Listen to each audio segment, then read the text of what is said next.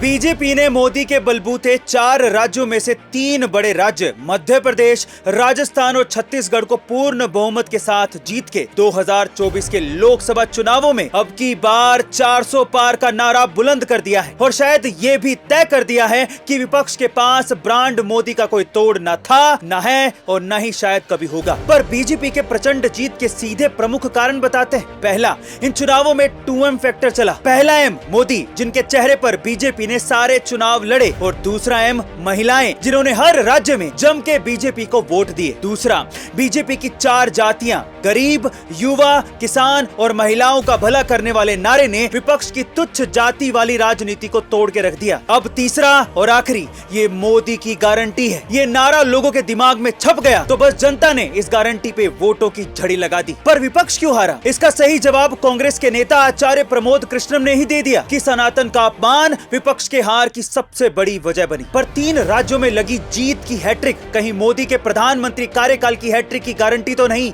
Comment section में जरूर लिखेगा। अब भारत की वायुसेना भी मार्वल और स्टार वॉर मूवी जैसी स्पेस फोर्स बनाने जा रही है। पर सवाल ये उठता है कि इसकी जरूरत क्यों पड़ी? चलिए जानते हैं। मान लीजिए कि किसी देश ने युद्ध की स्थिति में भारत के नेविगेशन सैटेलाइट को ही उड़ा दिया, तो पूरे भारत में नेविगेशन ठप पड़ जाएगा, सड़कें जाम हो जाएंगी क्योंकि गूगल मैप काम ही नहीं करेगा और प्लेन्स हवा में ही घूमते रह जाएंगे। ऐसे में हमारे सैटेलाइट्स और आने वाले दिनों में बनाए जाने वाले स्पेस स्टेशन की सुरक्षा के लिए इंडियन एयरफोर्स स्पेस फोर्स तैयार कर रही है। इसके बाद इंडियन एयरफोर्स का नाम बदलकर Indian air and space force रखा जाएगा। खास बात यह है कि स्पेस फोर्स बनाने के लिए स्पेस गाइडलाइंस भी बनाई जा चुकी हैं, जिसके जरिए जवानों को स्पेस में रहकर सैटेलाइट्स की सुरक्षा करने के नियम बताए जाएंगे। साथ ही हैदराबाद में space war training command centre भी बनाया जा रहा है, जहां पर स्पेस फोर्स में शामिल जवानों को ट्रेनिंग दी जाएगी। यही नहीं, स्पेस में जवानों को मदद करने के लिए 30 नए सैटेलाइट भी भेजे जाएंगे। वैसे गाइस, ये सुन के क्या आपको ये नहीं लगता कि भारत जल्दी दुनिया का सबसे ताकतवर देश बनने वाला है? कमेंट सेक्शन में जरूर लिखेगा। श्रीधर वेम्बू एक ऐसा भारतीय जिसने अमेरिका में डॉलर्स की अच्छी खासी कमाई छोड़ दी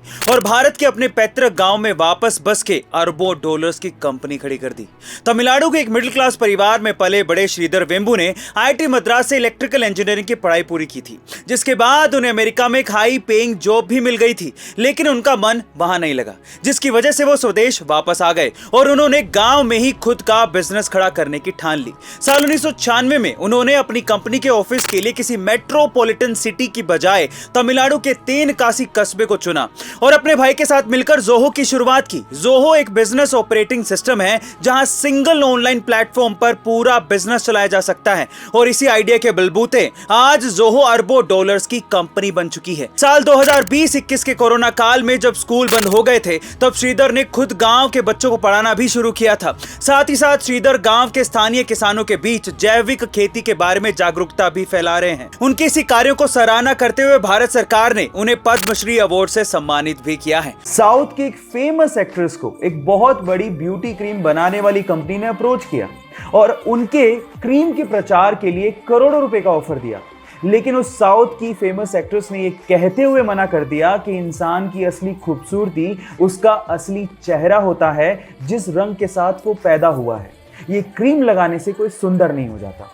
और इसके बाद उनकी जम के तारीफ की गई, और हो भी क्यों ना, क्योंकि चंद पैसों के लिए उन्होंने अपने फैंस के साथ धोखा नहीं किया। गाइस, उस साउथ की फेमस एक्ट्रेस का नाम है साई पल्लवी।